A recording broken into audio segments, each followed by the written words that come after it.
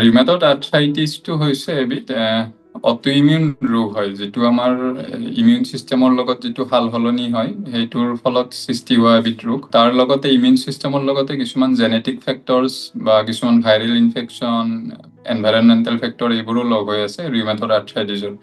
গতিকে ৰিমেটড আৰ্থ্ৰাইটিছ যদি আমি কাৰণ বুলি কওঁ ৰিমেটড আৰ্থ্ৰাইটিছ কি হয়, তেতিয়া ই হৈছে এবিধ অটিইমিউন ৰোগ আৰু ই সাধাৰণতে আমাৰ মহিলাসকলৰ ক্ষেত্ৰত অলপ বেছিকৈ দেখা যায় পুৰুষৰ তুলনাত।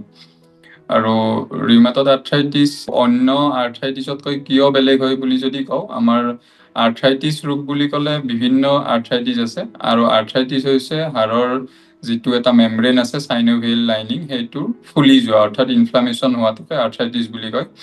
আৰু ৰিমেটড আৰ্থ্ৰাইটিছটো এইকাৰণেই বেলেগ হয় বা যিখিনি বেলেগ আৰ্থ্ৰাইটিছ আছে সেইখিনিৰ লগত অলপ ডিফাৰেঞ্চটো এইকাৰণে আছে, যিটো আমাৰ বয়সীয়াল মানুহত এবিধ আৰ্থ্ৰাইটিছ হয়, যিটো অষ্ট্ৰিঅ' আৰ্থ্ৰাইটিছ বুলি আমি জানো, আঁঠুৰ বিষ হোৱা দেখা যায়। সেইটোৰ লগত ডিফাৰেঞ্চটো এইটোৱে যে ৰিমেটড আৰ্থ্ৰাইটিছৰ যিটো বিষ আছে সেইটো ৰেষ্ট লোৱাৰ সময়ত বাঢ়ি যায়। মৰ্ণিঙৰ সময়ত, ৰাতিপুৱাৰ সময়ত বিষটো বেছিকৈ অনুভৱ কৰে ৰোগীয়ে।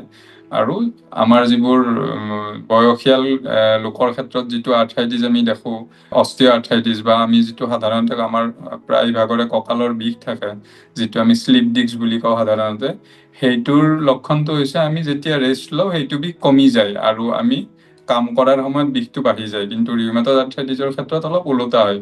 ৰিমেটড আৰ্থ্ৰাইটিছটো ৰেষ্ট লোৱাৰ সময়ত বাঢ়ি যায় আৰু কাম কৰিলে এইটো আৰাম হয়।